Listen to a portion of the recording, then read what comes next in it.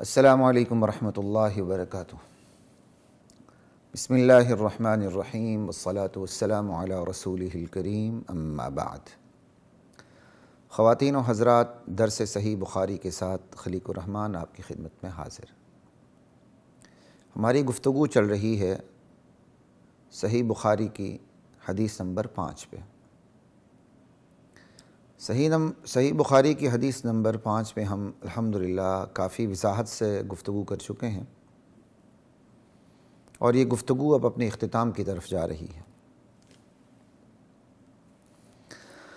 صحیح بخاری کی حدیث نمبر 5 کے اندر قرآن کریم کی سورہ قیامہ کی 4 آیات کا بھی ذکر ہے کہ لا تحرک بہ لسانک لتعجل بہ ان علینا جمعہ وقرآنہ فاذا قرأناہ فاتبع قرآنہ ثم ان علینا بیانہ۔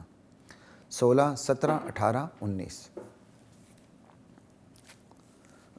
الحمدللہ اس آیت کے مختلف پہلوؤں پر ہم نے اپنی بساط کے مطابق کافی گفتگو کی ہے۔ ان آیات سے متعلق زندقین کا، مرتدین کا، منافقین کا، منکرین قرآن کا یہ کہنا ہے کہ یہ آیات اپنی جگہ نہیں ہے۔ یہ پتہ چلتا ہے کہ قرآن میں تحریف ہوئی ہے، قرآن میں تبدیلی ہوئی ہے، قرآن کے اندر رد و بدل ہوا ہے، یہ آیات بتاتی ہیں، کیونکہ یہ آیات مس فٹ ہیں۔ یہ منکرین قرآن کا اعتراض ہے۔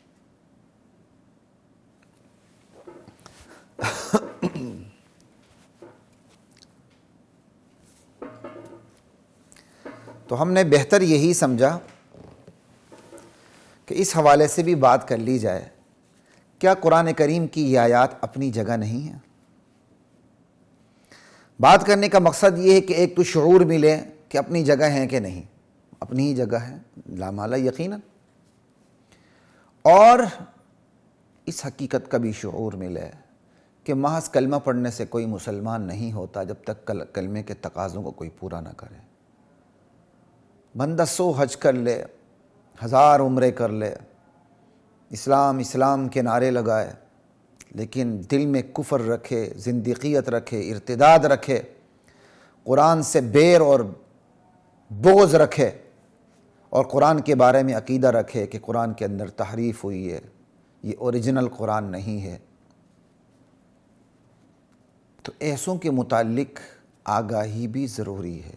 تو ان 2 وجوہات کی بنا پر ان آیات کی روشنی میں میں نے اس اعتراض پر بات کرنے کو ضروری سمجھا۔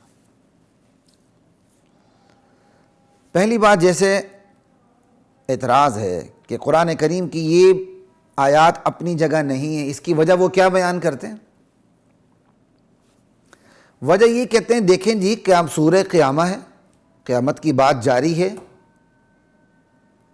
لا اقسم بیوم القیامہ ولا اقسم بالنفس اللوامہ ایحسب الانسان ان لن نجمع عظامہ بلا قادرین علی ان نسوی بنانہ بل یرید الانسان لیفجر امامہ یسأل ایان یوم القیامہ فاذا برق البصر وخسف القمر وجمع الشمس والقمر یقول الانسان یومئذ این المفر کلا لا وزر الی ربک یومئذ المستقر ينبأ الانسان يومئذ بما قدم واخر بل الانسان على نفسه بصیرہ ولو القى معاذیرہ۔ یعنی ان تمام آیات کے اندر قیامت کا ذکر ہے کہ ایک دن آئے گا اللہ تعالیٰ سب کچھ بتا دیں گے، چاہے بندہ جتنے مرضی ہیلے بہانے کرے، لیکن بندہ خود اپنی ذات کے اوپر بہت بڑا گواہ ہے۔ یہ بات ہو رہی، اچانک اللہ آگے سے کہتے ہیں، میرے نبی آپ نے اس قرآن کو جلدی لینے کے لیے اپنی زبان کو حرکت نہیں دینی۔ لا الہ الا اللہ۔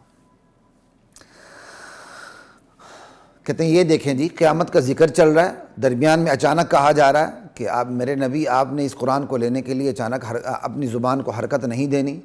پھر جیسے ہی آیت ختم ہوتی آگے پھر کہا جا رہا ہے کلا، ارے لوگو زندگی کا تمہارا نظریہ غلط ہے، اصل وجہ یہ ہے کہ تمہیں دنیا کے نقد سے محبت ہے، آخرت کے ادھار سے تمہیں عداوت ہے۔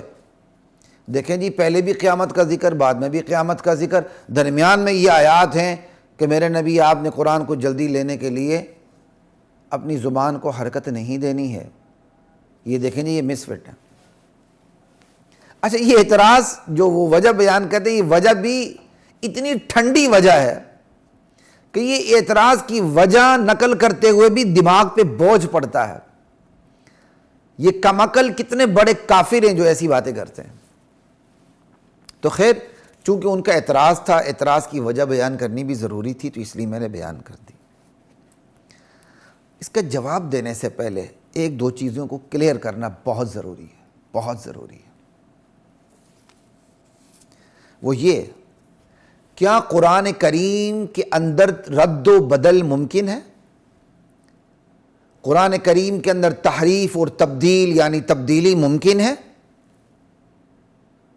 یہ تو یونیورسل ٹروتھ ہے، بدیہی بات ہے، کائناتی سچائی ہے کہ قرآن کریم کے اندر رد و بدل ناممکن ہے۔ یہ تو ہے ہی ناممکن، یہ تو کائناتی سچائی ہے۔ یہ مختصر سی باتیں کرنا میں بہت ضروری سمجھتا ہوں۔ اس کی وجہ یہ ہے، چلے میں وجہ بھی بیان کر دوں۔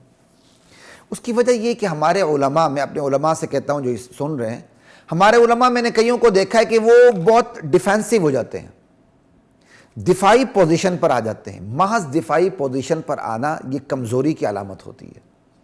اگر آپ کو دفاع بھی کرنا ہے تو جارحانہ دفاع کیا کریں، منہ توڑ دفاع کیا کریں، کہ دفاع کرتے ہوئے جارحانہ دفاع ہو، offensive ڈیفنس ہو۔ جغرافیائی حوالے سے بھی جو دفاع ہوتا ہے نا، وہ بہترین دفاع دشمن کی سرزمین پہ جا کے اپنے زمین کا دفاع ہوتا ہے۔ محض اپنی سرزمین کے اندر رکھے ایسے ایسے کرنا، یہ کمزوری کی علامت ہے۔ دشمن ایک اعتراض پھینک دیتا ہے اور آرام سے بیٹھ جاتا ہے، بس ہم جواب دیتے رہتے ہیں۔ مجھے یہ طرز بہت ناپسند ہے، بہت ناپسند ہے۔ اس کی چھوٹی سی مثال دیتا ہوں۔ چند سال قبل جیو ٹی وی کے اوپر ایک زندیق اور مرتد نے آ کے کہا کہ ہمارا عقیدہ ہے کہ ہمارے امام نبیوں سے برتر ہیں، افضل ہیں۔ اب جو ہمارے اہل سنت بیٹھے ہوتے آئیں بائیں شائیں، میں کیا کہوں اب؟ بھائی ایک بندہ، ایک زندیق اور ایک مرتد اور ایک کافر اتنا بہادر بن کے ایک یا دو مختصر جملوں کے اندر اپنا عقیدہ بیان کر کے اسلام کی نفی کرتا ہے کہ ہمارا عقیدہ ہے کہ نبی سے، امام نبی سے برتر ہوتا ہے۔ تو اس کا یہ جواب نہیں ہے کہ آپ دفاعی پوزیشن پہ چلے جائیں، نہیں جی نہیں نبی افضل ہوتا ہے، قرآن کی آیات پڑھنی شروع کر دیں۔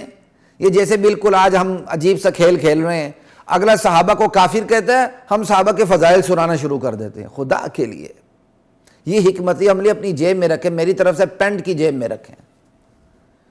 اگلا صحابہ پر کفر کا فتویٰ لگا رہا ہے اور آپ جوابی کارروائی کے طور پر صحابہ کے فضائل سنا رہے ہیں، یہ کیا حماقت ہے؟ جو صحابہ پر کفر کا فتویٰ لگا رہا ہے اس کا بہترین جواب یہ ہے، صحابہ پر کفر کا فتویٰ لگانے والے کے بارے میں ہم کیا کہتے ہیں؟ سمجھ گئی؟ وہ گولی مار رہا ہے تو آپ توپ ماریں اس کو پتہ چلے، اس کی ایسی کی تیسی۔ لا الہ الا اللہ۔ تو اگر میں اس پروگرام میں ہوتا جس جیو ٹی وی کے اوپر یہ کہا گیا کہ ہمارا عقیدہ اور ہم اپنا عقیدہ بیان کریں گے کہ امام نبی سے برتر ہوتا ہے، تو میں سب سے پہلے اس زندیق مرتد سکالر کا شکریہ ادا کرتا کہ میں آپ کا شکریہ ادا کرتا ہوں کہ آپ نے میڈیا کے اوپر جو سیٹلائٹ کے تھرو پوری دنیا میں دکھایا جا رہا ہے پروگرام، آپ نے اپنا عقیدہ واضح کیا، کیونکہ واضح عقیدہ ہو تو پھر پتہ چلتا ہے کہ یہ کفر ہے کہ اسلام ہے۔ ایچ پیچ اوں آ ای آ ہو تو ہمارے کمزور علماء بھی فتوے دیتے ہوئے پھر ڈرتے ہیں، اور مضبوط علماء بھی حیران ہو جاتے ہیں کیا کریں، ان کے اصل لٹریچر کو دیکھتے نہیں ہیں، ان کے کیا کہتے ہیں جھوٹ کو دیکھنے لگتے ہیں، جو ان کا حالانکہ ان کے مذہب میں جھوٹ ہی ثواب ہے۔ جب یہ کہا گیا، ایک بندہ کہتا ہے کہ بھائی ہمارا عقیدہ یہ ہے کہ امام نبی سے افضل ہوتا ہے، اس کا بہت مختصر جواب تھا وہ یہ تھا کہ جیسے خیر میں درمیان میں بات ہو گئی کہ میں پہلے اس کا شکریہ ادا کرتا کہ آپ نے اپنا عقیدہ بیان کر دیا، کیونکہ ایسے لوگوں کا شکریہ ادا کرنا ضروری ہے، کیونکہ ایسے لوگ اپنا عقیدہ بیان نہیں کرتے، چھپاتے ہیں۔ تو جو عقیدہ بیان کرے تو کم سے کم اس کی اصل حیثیت تو سامنے آ گئی نا امت کے سامنے، کم سے کم ہمارے لوگ گمراہ ہونے سے تو بچیں۔ اس لحاظ سے شکریہ ادا کر کے میں یہ کہتا کہ آپ نے اپنا عقیدہ بیان کر دیا کہ امام نبی سے افضل ہوتا ہے۔ اب ہمارا عقیدہ سن لیجئے، جو امام کو نبی سے افضل سمجھتا ہے، ہمارا عقیدہ ہے کہ وہ کافر ہوتا ہے، بات ہی ختم ہو گئی۔ اگر وہ ایک جملے میں اپنا عقیدہ بیان کرتا ہے تو آپ ایک جملے میں اپنا عقیدہ بیان کیوں نہیں کر سکتے ہیں؟ تو یہاں میں یہی کہہ رہا ہوں، ایک بندہ کہتا ہے قرآن کی یہ آیت اپنی جگہ نہیں ہے، ہم جواب ضرور دیں گے، لیکن جواب دینے سے پہلے ذرا تھوڑی سی بات کو کلیئر کر دیں کہ ہم پہلے سوال کریں گے کیا قرآن کریم میں رد و بدل ممکن ہے؟